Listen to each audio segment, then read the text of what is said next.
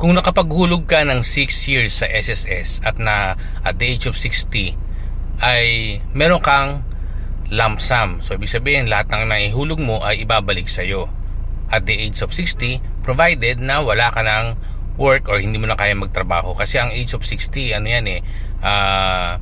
optional retirement lang yan. Ang mandatory retirement is 65 years old. So kung 6 years lang yan, ikaw na member, meron kang lump sum. Pero kung ikaw ay may asawa, mga anak, at ikaw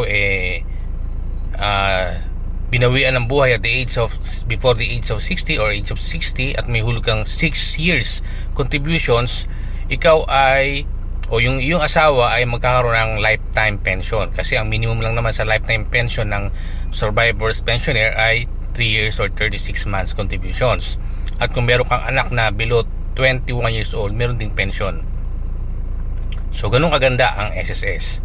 Kaya ituloy-tuloy mo lang hanggang makatapos ka ng 10 years, at least at the age of 60 or 65 meron kang monthly lifetime pension sa SSS.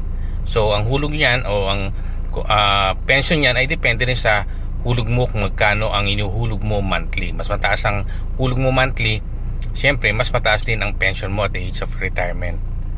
So kung meron kayong tanong, mag-message lang kayo sa mga ng video na ito, and please don't forget to follow and subscribe to my channel. See you on my next videos.